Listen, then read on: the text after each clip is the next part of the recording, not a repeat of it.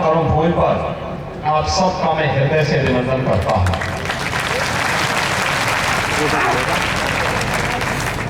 हम सब जानते हैं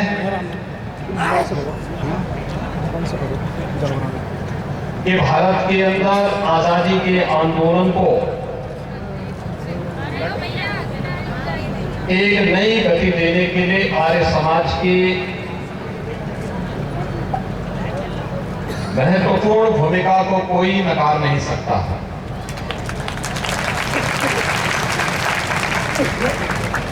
स्वदेशी हो या क्रांतिकारियों की एक बड़ी टीम आजादी के आंदोलन के साथ नेतृत्व देने के लिए उस कालखंड में खड़ा करने में आर्य समाज ने बड़ी भूमिका का, सबसे बड़ी भूमिका का निर्वहन किया था।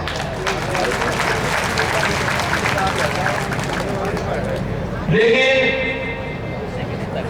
जो कुछ विसंगतियां थीं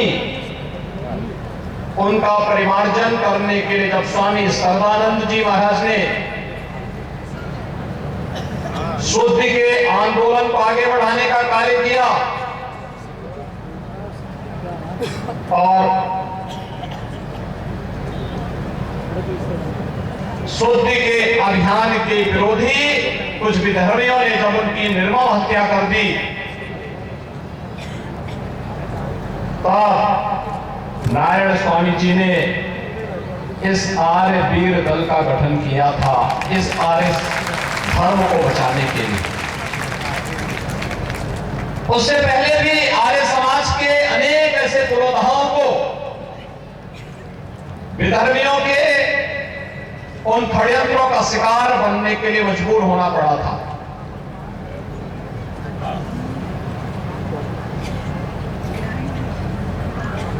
स्वामी सर्वानंद जी ने शुद्धि के जिस यज्ञ को आगे बढ़ाया था, शुद्धि का ये यज्ञ जब आजादी के आंदोलन के साथ जुड़ता है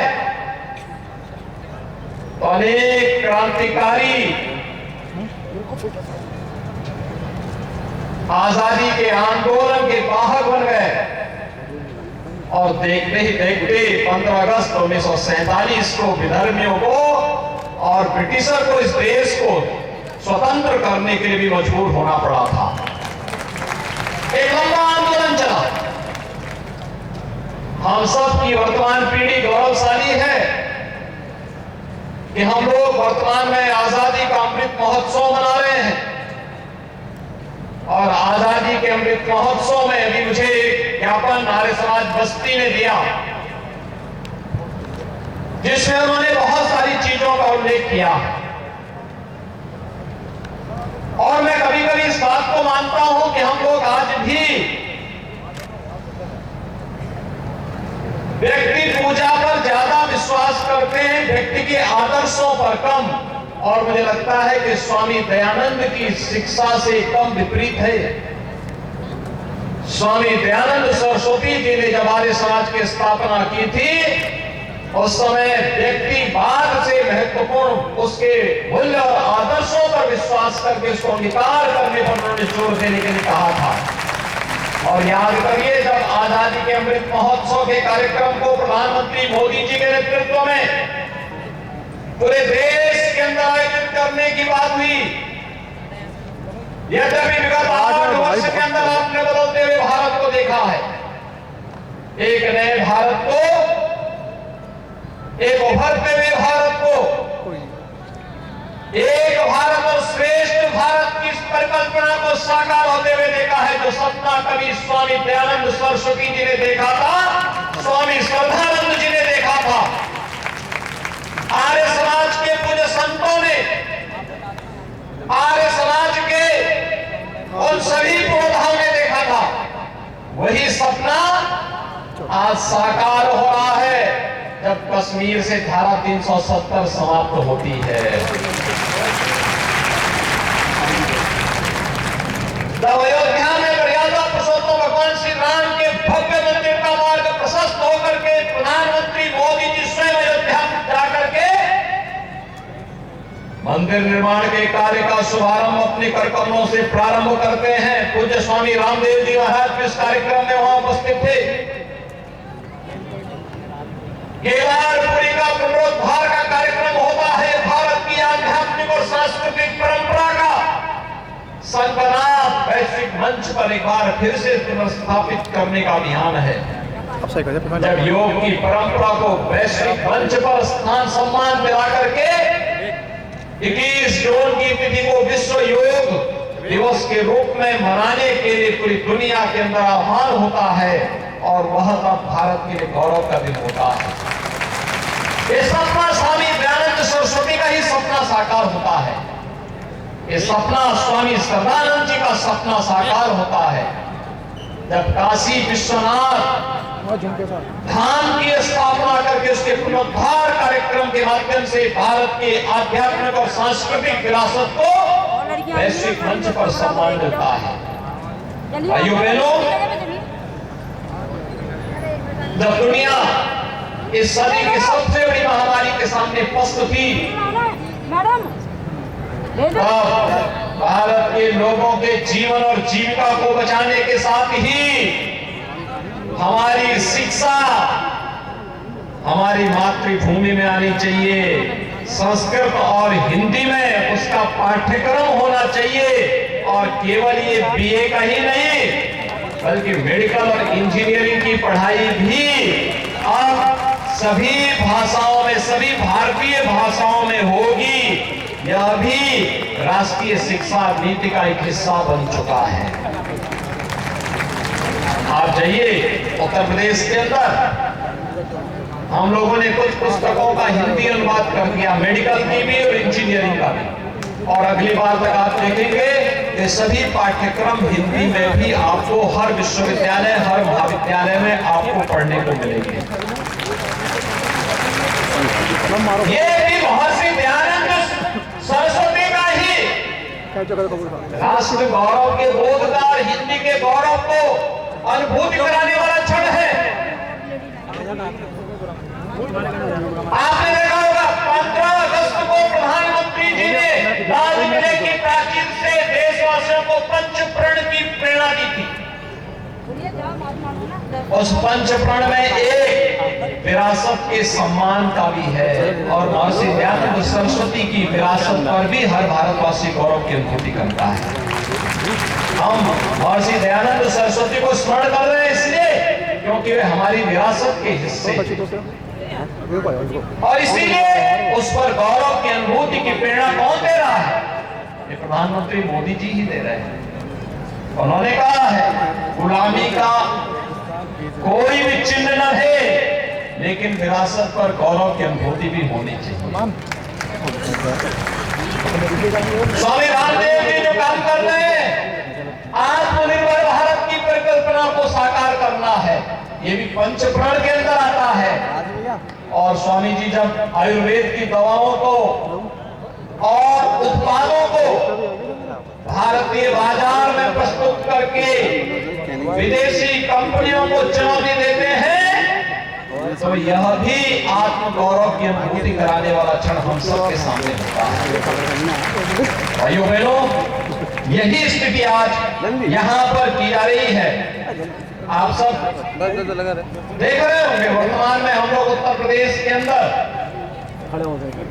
एक योजना चला रहे हैं, मुख्यमंत्री सामूहिक विवाह की योजना, बिना भेदभाव की। अगर शुद्धि का आंदोलन नहीं चला होता, विधवा विवाह, बाल विवाह को समाप्त करके और विधवा विवाह की अनुमति हिंदू समाज में नहीं होती, क्या इस प्रकार के आयोजन संभव हो पाते? आज हम लोग चला रहे हैं 2 लाख से अधिक सामूहिक विवाह के कार्यक्रम प्रदेश के अंदर संपन्न हो चुके हैं। 2 लाख जोड़ों का जन सहयोग से और सरकार के सहयोग से कृषि में स्वदेशी तकनीक उपयोग हो। और अब तो आपने देखा होगा प्रधानमंत्री मोदी जी ने प्राकृतिक खेती को, गौ आधारित खेती को पूरे देश के अंदर युद्ध स्तर पर आगे बढ़ाने के लिए भी एक नए कार्यक्रम की शुरुआत की है। यूनियन बजट का हिस्सा इसको बना दिया है। अकेले उत्तर प्रदेश के अंदर हम लोग 1,10,000 हेक्टेयर खेती में हम लोगों ने प्राकृतिक खेती प्रारंभ कर दी है। अगले वर्ष के अंदर 1,00,000 हेक्टेयर खेती को फिर से इसके साथ हम जोड़ने की कार्रवाई को आगे बढ़ा रहे हैं। यानी विष मुक्त खेती में विष से मुक्त खाद्यान्न तो पैदा होगा ही होगा। हमारी गौ माता की रक्षा भी उसी में छुपी हुई है, उसी में गौ माता की रक्षा भी है। अब गौ माता की जय बोलने से जय जयकार नहीं होने वाला है, उसके इस आस्था का सम्मान करने के लिए हमें उस प्रकार के कार्यक्रम के साथ जुड़ना ही होगा। और प्राकृतिक खेती उत्तम साधन है। पूरे देश के अंदर हर राज्य में एक नई प्रतिस्पर्धा प्रारंभ हुई है कि हमें प्राकृतिक खेती के साथ जुड़ना चाहिए। और आज जो कार्यक्रम भी तेजी के साथ आगे बढ़ा है, और साथ साथ मैं आपको बता ही रहा था, आयुष पद्धति को देश के अंदर मिल रहा सम्मान पहली बार ये हुआ है। योग को, आयुर्वेद को, प्राकृतिक चिकित्सा को, यूनानी, सिद्धा, इन सभी परंपरागत चिकित्सा पद्धतियों को भारत के अंदर सम्मान मिला है। और इसके लिए आयुष मंत्रालय का गठन भी प्रधानमंत्री मोदी जी ने ही किया है। भाइयों बहनों, ये जो नया भारत है, ये नया भारत अपनी ऋषि मुनियों की परंपरा पर गौरव की अनुभूति करता है। ये नया भारत हमें केवल एक सैद्धांतिक ज्ञान तक ही सीमित नहीं रखता है। ये नया भारत तो हम सबको एक और माता भूमि पुत्रोहम प्रतिज्ञा के इस पवित्र भाव के साथ हम सबको जोड़ता है, तो दूसरी तरफ इसको हम अपने व्यवहारिक जीवन में कैसे निकार कर सकते हैं, इसकी भी एक नई प्रेरणा हमें प्रदान करता है। और आज हम सबको इस बारे में ध्यान रखना होगा कि हम सब जब संस्कारवान होंगे, अपनी मातृभूमि के प्रति जब हमारे मन में एक भावनात्मक लगा होगा,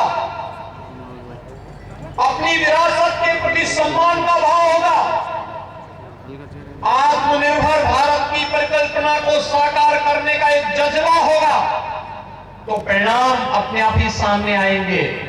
और परिणाम को प्राप्त करने के लिए परिक्रमा नहीं, पुरुषार्थ की आवश्यकता पड़ती है, पुरुषार्थ। और उस पुरुषार्थ के लिए आप सभी आदित जनों का आह्वान करूंगा मैं, आप सभी प्रदेश के अंदर इस सकारात्मक भाव को आगे बढ़ाने में, ऋषि परंपरा के इन सभी भावों का प्रचार प्रसार करने में अपना योगदान दे। आने वाला समय भारत का समय है। वर्तमान समय में वैश्विक मंच पर कहीं कोई समस्या खड़ी होती, कोई क्राइसिस होती है, दुनिया भारत के अंदर देख रही है, प्रधानमंत्री मोदी जी के नेतृत्व पर विश्वास कर रही है। हम सबको भी अपने इस भारत पर गौरव की अनुभूति करते हुए अपने आप को इसके साथ जोड़ना चाहिए। मुझे प्रसन्नता है, हमारा युवा दुनिया के अंदर सबसे प्रतिभाशाली युवा है। ये उत्तर